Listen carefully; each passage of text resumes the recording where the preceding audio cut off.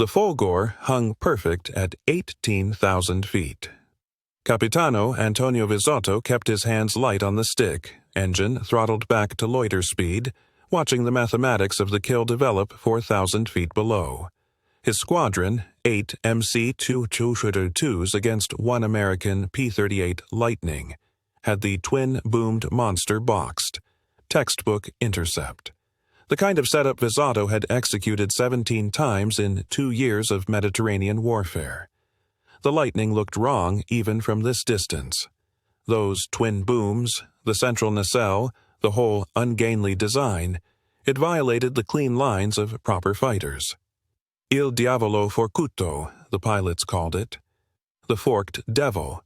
Vizotto had seen 3 before, always at extreme altitude where Italian fighters gasped for air, always disengaging before contact. This was the first time his squadron had caught one low, trapped it in the killing zone where the Folgore's agility mattered. Tenente Russo closed from the Lightning's 4 o'clock, exactly as they'd practiced 100 times over the Sicilian training grounds. 200 yards.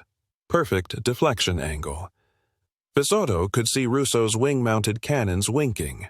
1, 2, 3, firing in the short, economical bursts of a pilot who'd learned to count his ammunition in a war where resupply meant waiting.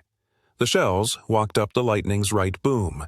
Black smoke erupted, thick and oily, streaming backward in a banner that screamed mortal damage. Vizotto had seen that smoke before. Engine coolant mixing with fire, the death signature of a fighter with seconds left before the crew compartment filled with flame.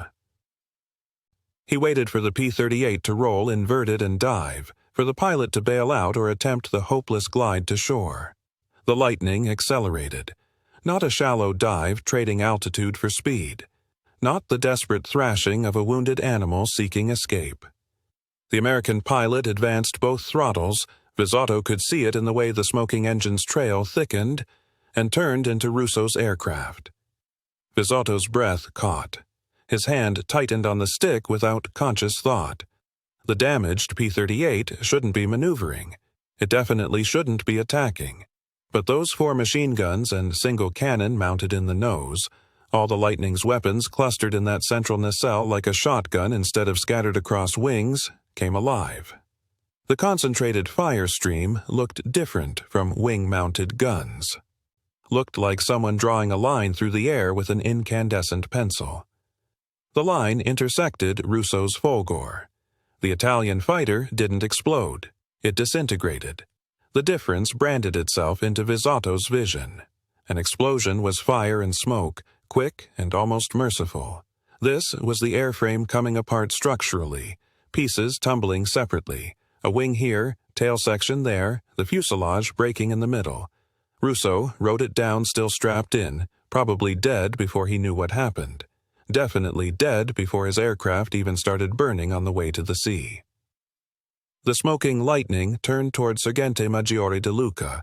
De Luca had a 200-yard head start, had already dumped his nose, thrown throttle to the firewall, was diving at full combat power toward the wave tops where the Lightning's weight should make it sluggish in the thick air. Vizotto silently urged him on. Go! You have the speed. You have the jump. Just go! The P-38 caught him in 6 seconds. Caught him like a falcon catching a sparrow. The American pilot didn't even need the altitude advantage, didn't bother with the energy tactics heavy fighters supposedly required. He just flew faster. At sea level, while trailing smoke from a dead engine. While one entire boom should have been compromised by the structural damage Russo's cannons had inflicted. The nose guns spoke again. De Luca's Folgore pitched forward and drilled into the Mediterranean, raising a white geyser that collapsed back into the indifferent blue. Vizotto's radio crackled. 3 voices simultaneously, his remaining pilots breaking radio discipline, all saying variations of the same thing. What do we do? What is that? How is it still flying? He had no answer. The P-38 was climbing now, that damaged right engine still streaming smoke, still producing power that should have been impossible. It carved a lazy turn back toward the remaining Italian fighters, who scattered like frightened birds. The American pilot didn't pursue. just waggled his wings once, a gesture Visato recognized from the old days, the peacetime days, the ritual salute between airmen, and turned northwest toward Sicily, toward home. Visato followed at a distance, hanging high, ostensibly escorting the American out of Italian airspace. Actually trying to understand what he'd witnessed. The lightning held steady at 12,000 feet. That smoke trail never thickening, never thinning, just a constant reminder that this aircraft was broken and somehow didn't care. 20 minutes later it crossed the Sicilian coast and vanished from his sight. That night, in the operations room at Grazzani's airfield, Visato spent 3 hours writing his after-action report. He measured every word, kept his language clinical and precise, described only what he'd seen with his own eyes. Tenente Russo, killed in action. Sergente Maggiore De Luca, killed in action. American P-38. Lightning observed sustaining major battle damage to right engine nacelle and boom structure, including direct strikes from 20mm cannon fire at close range. Enemy aircraft observed continuing combat operations without apparent performance degradation. Enemy aircraft observed accelerating while damaged. Executing offensive maneuvers, destroying 2 Italian fighters, and successfully returning to base.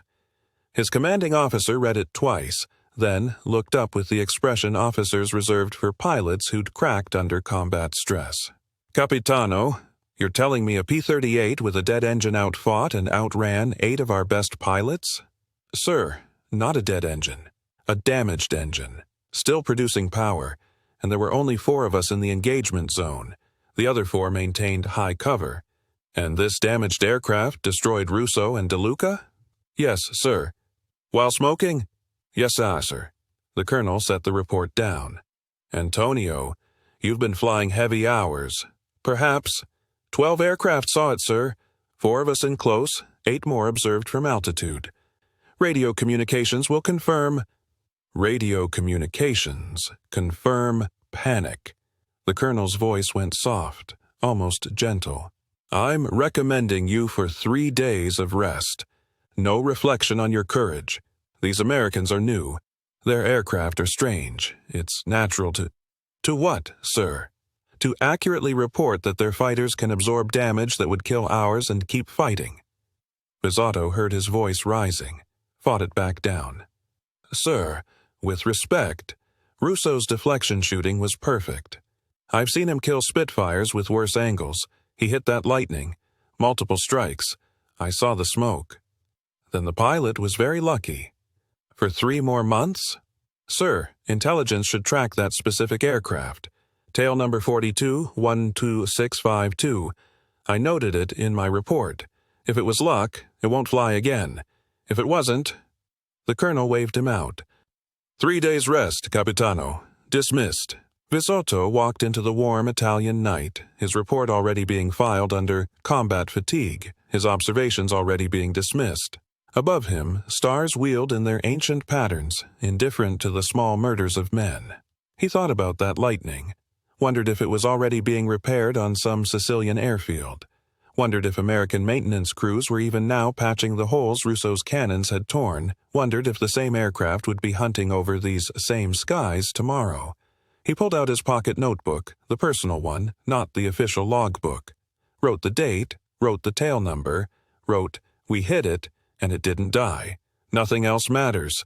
If their aircraft can do this routinely, we cannot win." Then he crossed out the last sentence. Not because it was wrong, because writing it down made it real in a way he wasn't ready to accept. Somewhere over Sicily, he imagined, an American pilot was climbing down from a battle-damaged P-38, probably complaining about the smoke in the cockpit, probably already planning tomorrow's mission. The engine would be repaired. The holes would be patched. The aircraft would fly again. Visato knew this with the certainty of a man who'd just watched his understanding of aerial combat break into pieces and tumble separately into an indifferent sea. The radar blip appeared at 0947 hours. 1 contact, then 2. Then 12, then 48. Maggiore Giuseppe Ruzzin pressed his forehead against the cold glass of Palermo's control tower and counted the contrails.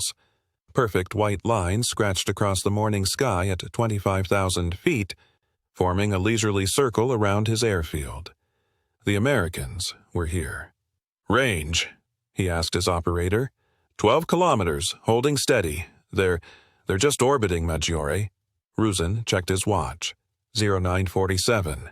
He looked down at the flight line where 32 MC-202 Folgors sat in neat rows, their pilots already strapped in, engines warm, waiting for his order. The mathematics were brutal. His fighters needed 20 minutes to climb to 25,000 feet. 20 minutes of vulnerable spiraling while the Americans held altitude, position, and every tactical advantage. They would pick off his squadron like a hunter shooting penned birds. So he waited. The Americans would have to descend eventually. Fuel limitations, mission objectives. Something would force them down into range where Italian maneuverability might count for something. At 0950, they were still circling. At 0955, still circling. At 1003, Ruzzin's hands started to shake. The Americans weren't probing, weren't fainting. They were just waiting. Patient, contemptuous. Sharks circling a wounded seal, taking their time. "Maggiore," his radar operator said. The man's voice carried a note Ruzzin had never heard before. Not fear exactly. Something worse. "There are more." Ruzzin turned. "More?" "Another formation. 30,000 feet." The number didn't register at first. 30,000. Ruzzin walked to the window and looked up, shielding his eyes against the September glare. There, impossibly high, barely visible even in the crystalline Mediterranean air, another layer of contrails formed a second ring. 48 more. His throat went dry. 96 American fighters, double his entire wing's strength.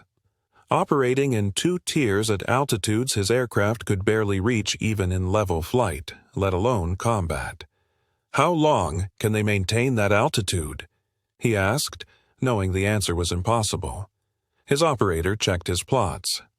They arrived 18 minutes ago. No signs of descending for fuel conservation. 18 minutes at 25,000 feet. Some formation at 30,000. The Folgor could reach those altitudes theoretically, but only briefly. Engines screaming, pilots gasping in thin air. These Americans were loitering there like it was a Sunday cruise. At 10:04, Ruzzin made his decision. "All aircraft remain grounded." His radio operator looked up, startled. "Maggiore?" "You heard me. No one launches. Better to preserve the aircraft. Better to weather whatever strike was coming than feed his pilots into that high-altitude meat grinder. It was the only rational choice." At 10:04, the high formation began to descend. Ruzzin grabbed his binoculars. The P-38s came down in a lazy spiral, those distinctive twin booms and central nacelles growing larger as they dropped through 25,000 feet, through 20,000, through 15,000. Still in perfect formation, still utterly unhurried. "All personnel to shelters," Ruzzin ordered. "Now." His tower crew didn't need to be told twice. They abandoned their posts and ran for the slit trenches that ringed the airfield. Ruzzin stayed, binoculars pressed to his face, watching his command die. The first P-38 rolled inverted at 8,000 feet and dove. Then the second. Then all 48 peeled off in sequence, a precision flower of death blooming against the sky. Their dives were textbook, not panicked, not rushed, just professional geometry converting altitude into speed. The nose-mounted guns opened up at 2,000 feet. Ruzzin watched the first Folgor explode. One moment it was sitting on the tarmac, beautiful and deadly in its desert camouflage. The next, concentrated streams of 50 caliber and 20 mm fire walked across its fuselage and it erupted into orange flame. The second, the third, the fourth. The Americans made their first pass in under 90 seconds.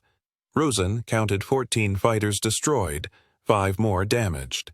Then the Lightnings pulled up, still in formation, and climbed back to 25,000 feet. Back to the high ground. Back to safety. Back to their contemptuous circling. At tented 19, they came again. This time, Ruzin ran. He made it to a slit trench just as the second wave opened fire. The control tower, his tower, where he'd coordinated hundreds of sorties, disintegrated above him. Steel and concrete and glass transformed into shrapnel that hummed overhead like angry hornets. He pressed his face into the dirt and tried not to count the explosions. When the guns finally stopped, he waited another 30 seconds before looking up. The fuel depot was a roiling column of black smoke. 23 more Folgors were burning. The maintenance hangar had collapsed. The runway was cratered in 4 places, and overhead, climbing back to altitude with the same unhurried precision, 48 P-38s regained their position in the lower circle. At 10:31, the lower formation descended. Ruzin stayed in his trench. This time they focused on infrastructure, what was left of it. The remaining 5 fighters. The ammunition bunkers, which cooked off in a series of secondary explosions that shook the ground. The barracks building where his off-duty pilots had been sleeping. Had been. At 10:47, silence. Ruzin lifted his head. Both American formations were departing, 96 aircraft in perfect order, heading northwest. He could see them for another 3 minutes as they shrank to specks, then to nothing.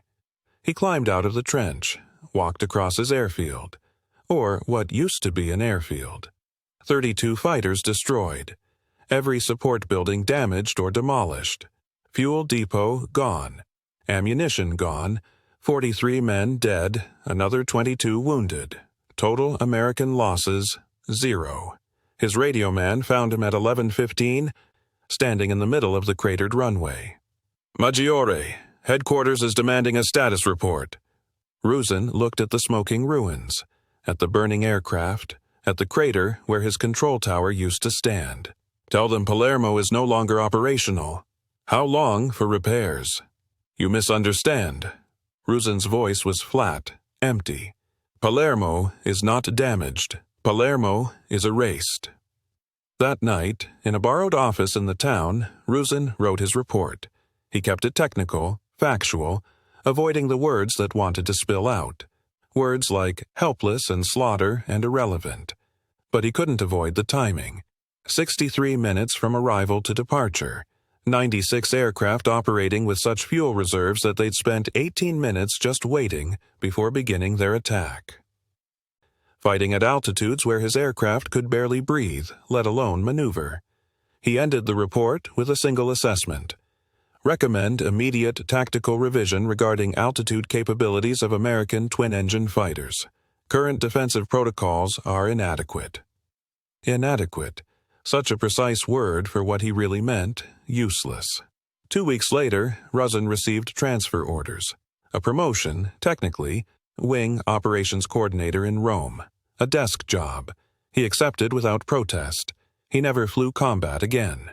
Every time he considered it, he would remember those 96 sharks circling at impossible heights, patient and contemptuous, taking their time before the feeding frenzy. And he would remember the mathematics. 63 minutes to erase an entire fighter wing. 0 losses. The Americans hadn't defeated Palermo. They had simply deleted it, with the casual efficiency of men who had fuel to spare and altitude to burn, and all the time in the world. Weber's hands trembled as he threaded the film through the projector. Captured gun camera footage from a P-38 shot down near Genoa 3 days earlier. The pilot was in custody, arrogant despite being a prisoner. Standard intelligence work. Analyze American tactics, document their weaknesses, prepare countermeasures. He'd done this 40 times before. The projector clattered to life. Grainy black and white footage flickered across the wall of the darkened office.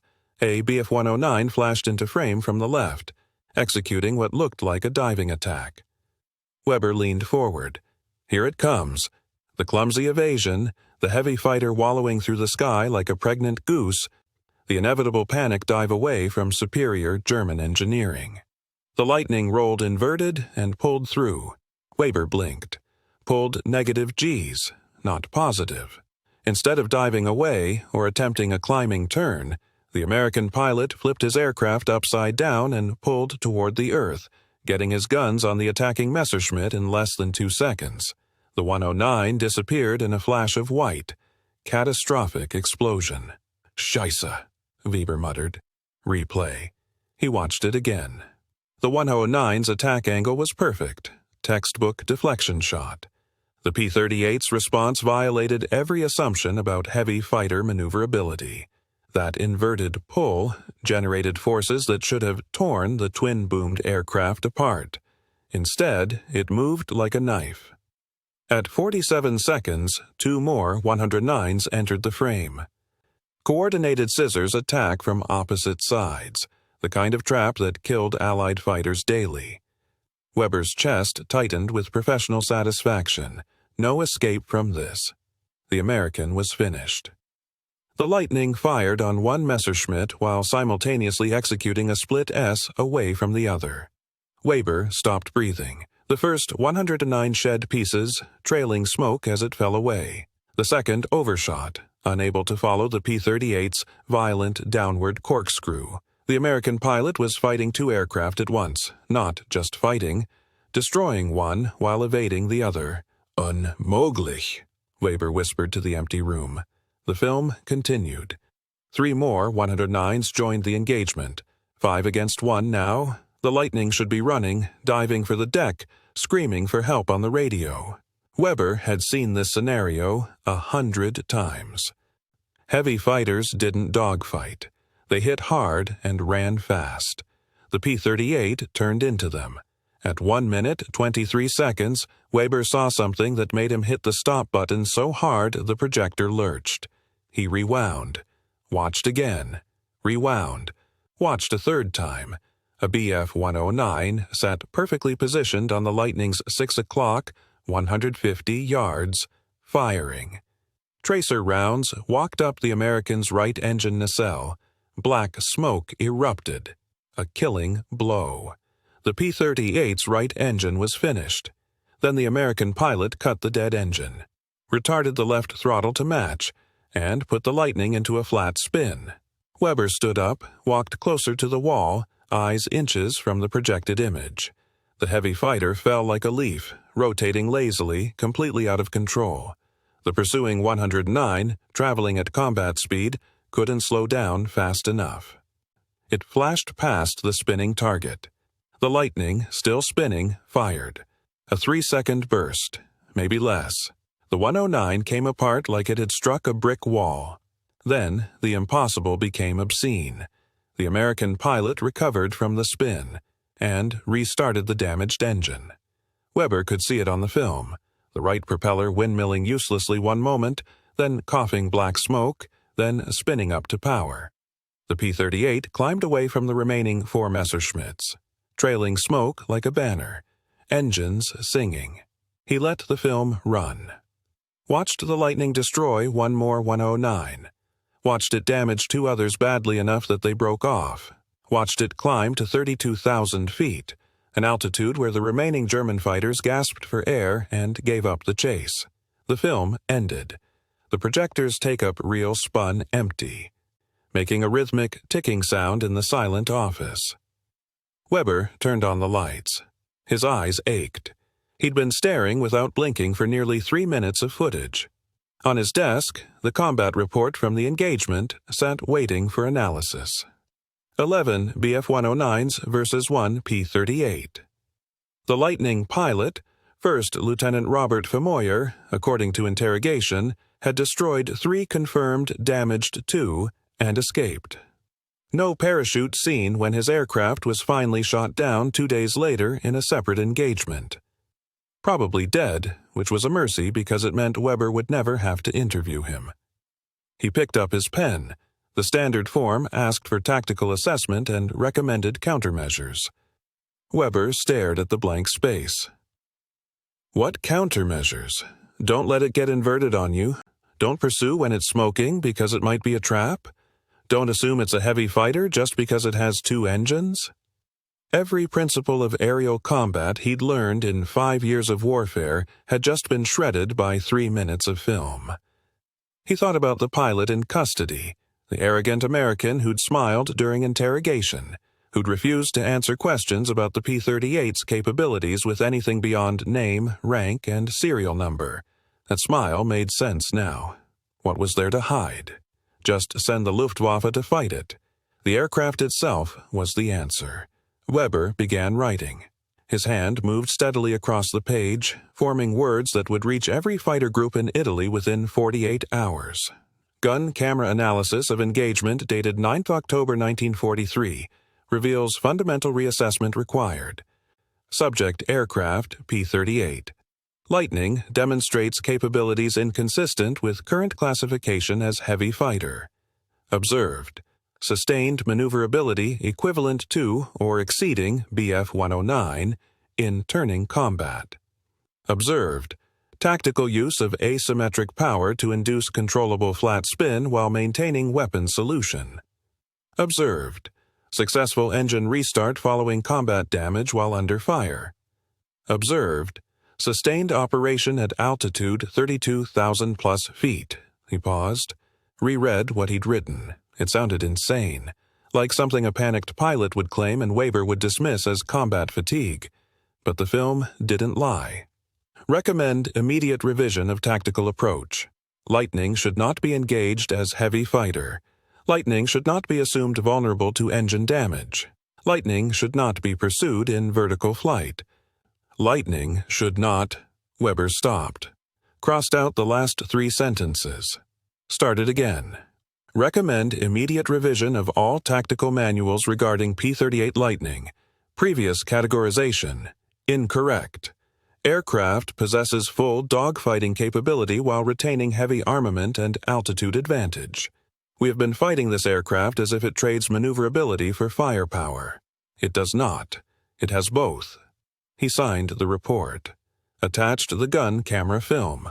Sent it via motorcycle courier to Luftflotte 2 headquarters with a priority classification. 3 days later, the film would be shown to every Gruppe commander in the Mediterranean theater. Weber would receive 7 separate requests for additional analysis, each more desperate than the last. How do we fight it? What are its weaknesses? Where is it vulnerable? He had no answers. The film showed an aircraft that had absorbed engine damage, used it tactically, restarted mid-combat, and continued fighting. That wasn't an airplane. That was a flying tank with a fighter's soul. Weber walked to the window. Outside, a pair of BF-109s taxied toward the runway, their pilots confident in machines that had ruled European skies since 1939.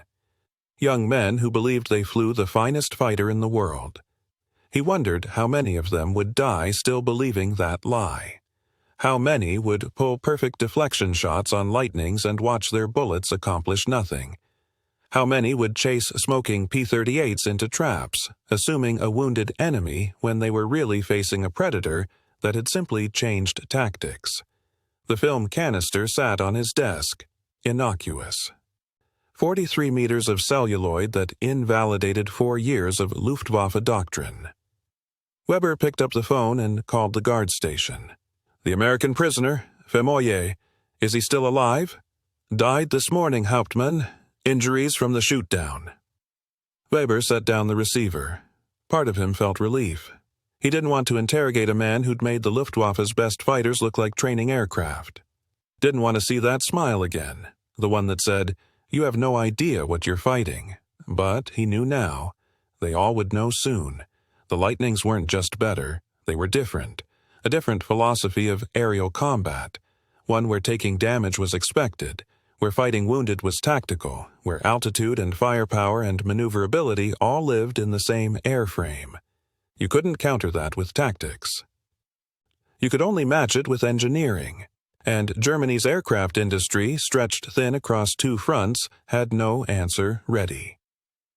Weber lit a cigarette and watched the Messerschmitts take off into the Italian afternoon, their engines roaring with confidence their pilots would soon lose. The film had rewritten the rules. The killing would teach them the rest. The cloth bag sits between them on the metal table. Capitano Mario Bellagambi unties it with the careful precision of a man handling religious relics. The contents spill across the scratched surface. 19 brass cannon casings, each one polished to a dull gleam from 4 days of obsessive handling. He arranges them in a perfect row. 1, 2, 3. Counts silently to 19. Each casing represents 200 grams of high-explosive death delivered at 300 meters per second, each one a confirmed hit against the American fighter over the Adriatic. Captain James McElroy watches from across the interrogation room at Carignola. The Italian ace hasn't said a word since the guards brought him in 20 minutes ago. Just sat down, opened the bag, and began his ritual counting. McElroy has interrogated 43 captured Axis pilots in 6 months. None brought props. "You want to tell me about those?" McElroy finally asks. Bellagambi's eyes stay fixed on the casings. "I am alive," he says, "because your pilot ran out of ammunition." The words hang in the stale air. McElroy opens his notebook. "Start from the beginning." Bellagambi touches the first casing. His finger leaves a small smudge on the brass. "November 14th, 1700 hours. I was returning from patrol over Pescara. Solo. My wingman had mechanical trouble, turned back early." He speaks in precise, educated English with a Tuscan accent. "I saw the P-38 at 4,000 meters heading northwest, alone, like me." His hand moves to the second casing. "Standard intercept. I had altitude advantage, speed advantage. The Lightning is heavy, 17,000 pounds loaded. My MC-205 is half that. Physics favors the lighter aircraft in turning combat." "You engaged?" McElroy asks. "I dove on his 6 o'clock. Bellagambi's fingers drum against the table. 300 meters. Good deflection. I waited for him to see me, to react. Professional courtesy. I do not shoot men who don't know I'm there." McElroy notes the detail. Honor codes. The German pilots rarely mention them anymore. "He saw me. Broke left. I followed. He climbed. I climbed faster." Bellagambi's voice remains flat, reportorial. "He dove. I dove inside his turn. 3 times I had position. 3 times he simply accelerated away, then climbed, reset the engagement." The ace's jaw tightens. He was playing with me, testing, learning my capabilities before he chose to kill me. "But he didn't kill you, no?" Bellagambi picks up the third casing, holds it up to the fluorescent light. "On my 4th approach, he let me close, to 60 meters. Perfect range. I could see the rivets on his fuselage." The casing goes back in its place. His hand sweeps across the entire row. "I fired a 2-second burst. 19 shells. I saw every single impact. Here." He gestures at his own torso. "Up the right boom. Here, across the central nacelle. Here, down the left boom." His hands trace the path across his body like a coroner describing wounds. The P-38 should have come apart. Minimum. Engines destroyed. Control surfaces severed. Hydraulics shredded. This is what 20mm high-explosive shells do to aircraft. I have seen it 21 times before. McElroy writes, 21 confirmed kills. Top ace mindset. Expected result based on extensive combat experience. What happened instead? Bellagambi stares at him. Nothing. It did nothing. No smoke, no fire, no debris, no change in flight path. His voice rises slightly, the first crack in his professional demeanor. I hit that aircraft 19 times in 2 seconds, and it did not even waver. The room is silent except for the distant sound of a C-47 taking off. It rolled inverted, Bellagambi continues, quieter now. Split S. Came around onto my tail in 4 seconds. Then it opened fire. His hands tremble slightly. I have been flying since 1940. I have fought over Greece, North Africa, Sicily, the Adriatic. I have never run from combat.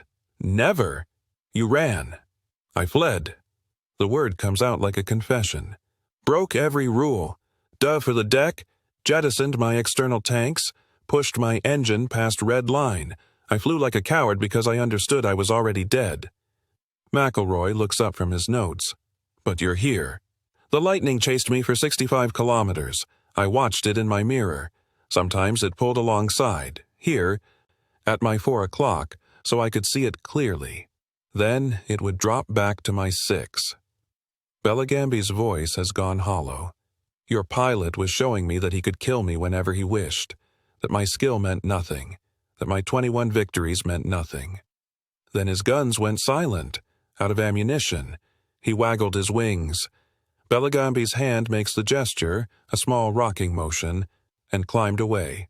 Northwest, toward your lines. I flew home, landed, did not speak to anyone, went directly to the armorer's tent. He touches each casing again, 1 through 19. I told him to check my gun camera, count the hits. He counted 19. I said give me 1 casing for each confirmed impact. He thought I wanted trophies, proof of kills. Belligambi's laugh is bitter. I needed to know I wasn't insane, that I really hit him 19 times. McElroy's pen hovers. This is new territory. Why keep them? Because I must understand what I was truly fighting. Belligambi gathers the casings, dumps them back in the bag. The brass clinks like small bells. Captain, you ask why I surrendered 4 days ago when your P-47s strafed my airfield. You ask why Italy's 3rd highest ace stood beside his aircraft with his hands raised instead of scrambling to engage. I'm listening. Because I have 19 pieces of proof that skill is irrelevant. He holds up the bag. Against your aircraft, experience means nothing. Training means nothing. Courage means nothing. I can be perfect. 19 hits from 60 meters, every shell on target, and it accomplishes nothing. He leans forward. Do you know what that does to a fighter pilot? To realize that your best is not enough? That it will never be enough? That the gap between your maximum performance and their baseline capability is unbridgeable? McElroy keeps his face neutral. This testimony is going straight to intelligence analysts. Did you report this to your commanders? I wrote a full account, 43 pages, diagrams, ballistics calculations, proving the hits should have been catastrophic. Belligambi's smile is twisted. My commanding officer asked if I was requesting medical leave, said perhaps I had miscounted, perhaps the shells were defective, perhaps the gun camera malfunctioned. They didn't believe you. They could not afford to believe me. The ace's shoulders slump. If one P-38 can absorb 19 cannon hits and continue combat operations, then what? Every tactical manual is wrong. Every combat doctrine is obsolete. Every pilot's training is inadequate. Better to call one man crazy than admit the entire Air Force is fighting with the wrong assumptions. He opens the bag again, pours the casings out, begins arranging them. 1, 2, 3. The ritual is compulsive now. So I kept these. Evidence that I'm not crazy.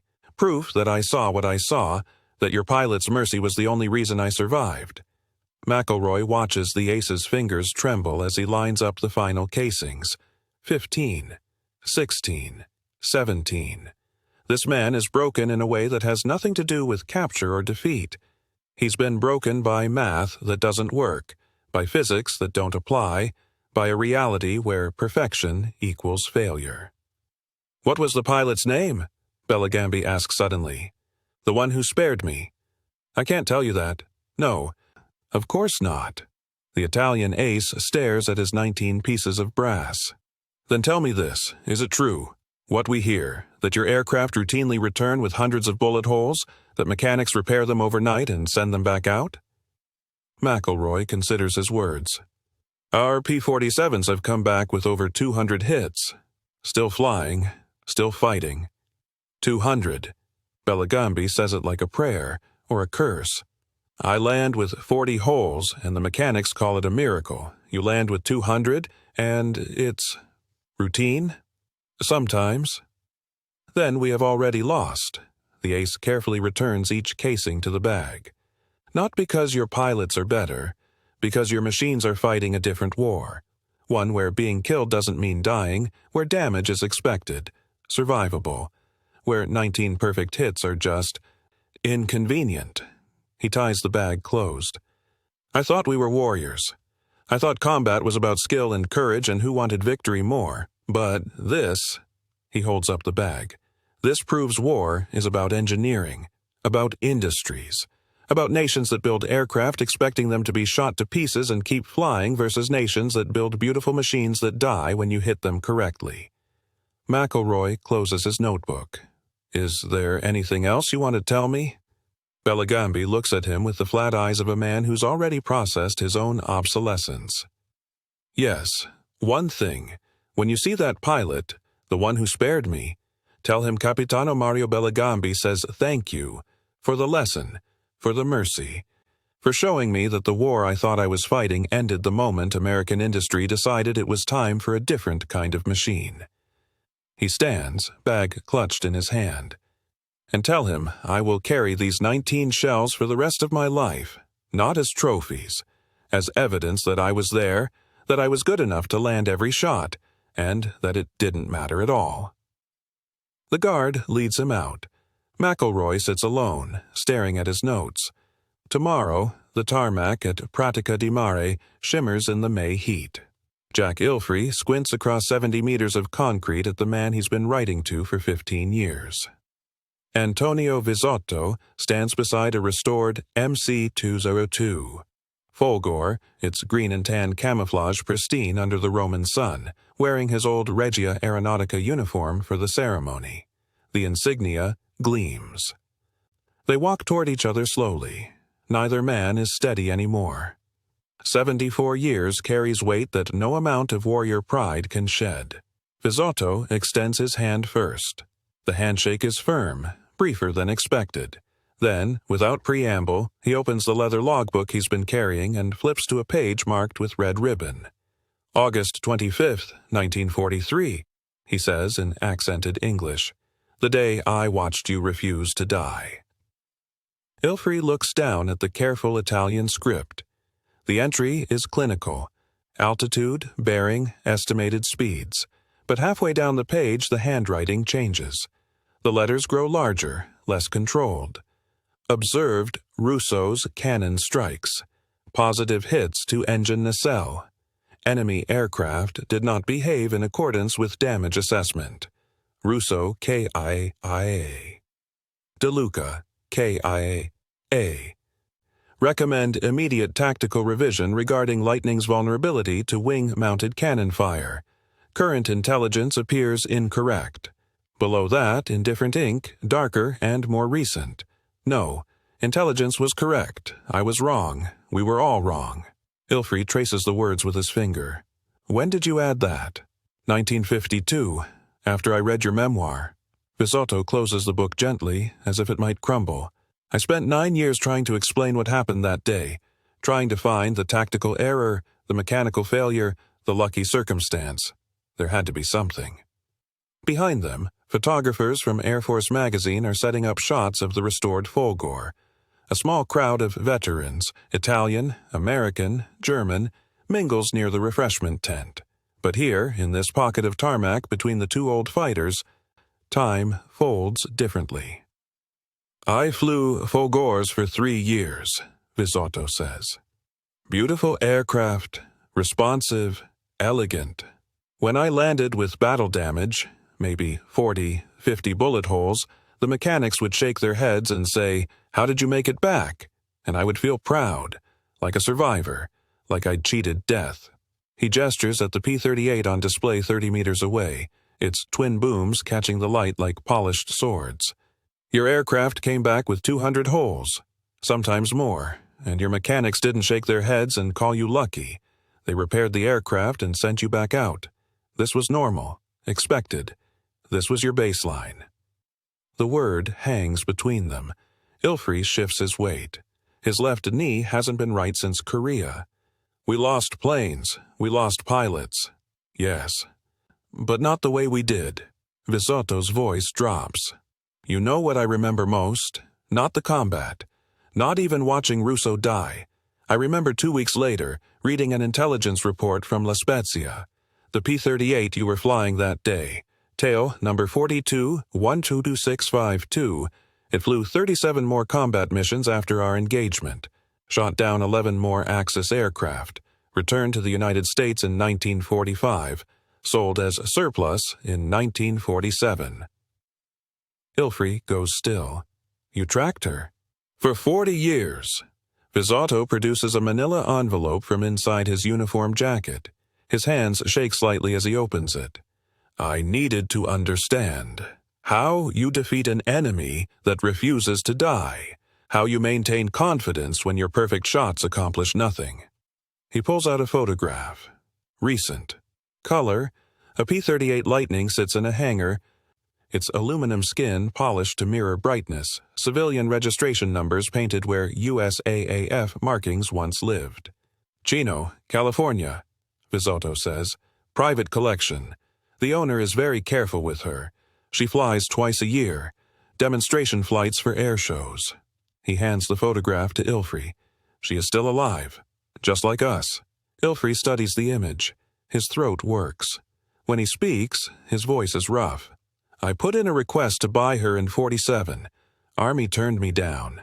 Too many surplus birds. No civilian market yet. I stopped asking after a while. I know. I found the paperwork. Visotto smiles. The first real smile since they met. Your request was filed with the War Assets Administration. Serial number buried in Form DD-1448.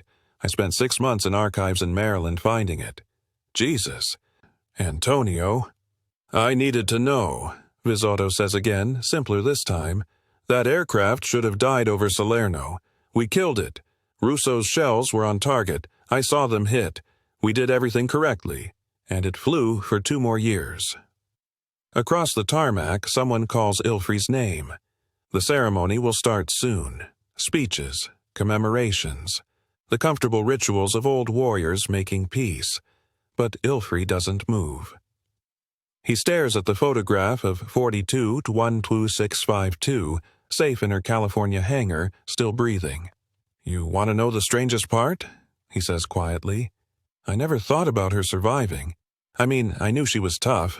We all knew the Lightnings could take punishment, but it was just what we expected. You flew until something major broke, then you brought her home and the crew chief fixed it. That was Tuesday. Yes. Visotto nods. And that is why we lost. The bluntness of it stops Ilfrey cold. I was a good pilot, Visotto continues. 23 years old, 2 years of combat. I understood energy fighting, deflection shooting, formation discipline. I had good aircraft, brave men. We were not cowards. We were not incompetent. He touches the photograph, his finger landing on the Lightning's nose. But we flew hoping to survive. You flew expecting to. That gap between hope and expectation, that was the real weapon. Not the speed or the guns or the altitude, the mindset those things created.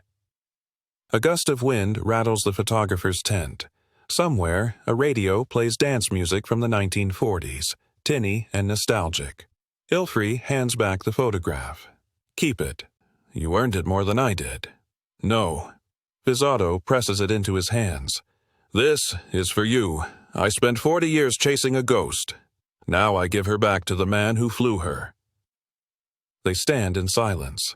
The restored Fulgor gleams behind them, a museum piece, beautiful and dead.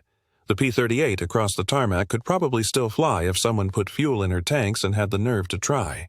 Come to California, Ilfrey says suddenly. I'll introduce you to the owner. Maybe we can watch her fly together. Visotto's eyes brighten, then dim. I don't know if I can. To see her in the air again, then you'll understand, Ilfrey says. Why we expected to come home. The photographers are waving now, insistent. The ceremony won't wait. As they walk toward the crowd, Visotto asks one last question. Do you ever dream about that day? Every week for 50 years, Ilfrey admits. What do you see? Russo's plane coming apart. The way the pieces fell separately, tail first, then the wing, then the fuselage, like watching a clock disassemble in midair. He pauses. And I see you, trailing us, not attacking, just watching. I was trying to understand, Vizzotto says. I am still trying. They reach the podium. An Italian Air Force colonel is at the microphone, welcoming the assembled veterans. The crowd applauds. Cameras flash. But before they separate to take their assigned seats, Vizzotto leans close. When you see 42122652 in California, tell her something for me. Tell her I spent half my life trying to kill her, and the other half grateful I failed. Tell her she taught me what we were truly fighting. Ilfrey meets his eyes. What were we fighting? Not each other, Vizzotto says. We were fighting the future, and the future had your name on it. The ceremony proceeds. Speeches are made. Anthems are sung. Two old men sit side by side, one in Regia Aeronautica blue and one in American khaki, listening to translations through crackling headphones. When the restored Folgore taxis past, a demonstration run for the crowd, Vizzotto watches it with the careful attention of a man identifying something he lost long ago. Beautiful, elegant, hopelessly outmatched. When the ceremony ends, as the crowd breaks into smaller conversations and old warriors compare scars, Ilfrey finds Vizzotto standing alone beside the P-38 display. I lied earlier, Vizzotto says without turning. I do dream about that day. Every night. But in my dream, I don't chase you. I follow you home. I watch your crew chiefs count the holes. I see them shrug and say, "Not bad, Lieutenant," and wheel her into the hangar for repairs.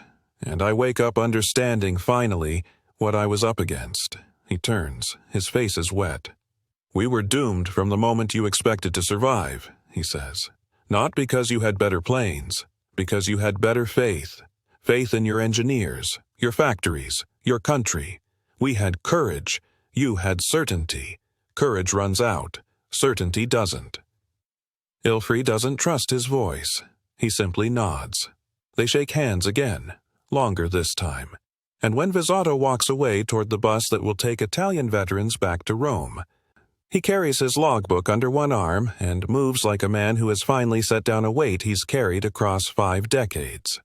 Ilfrey stays beside the P-38 as the sun drops toward the Tyrrhenian Sea. He takes out the photograph of 42-12652.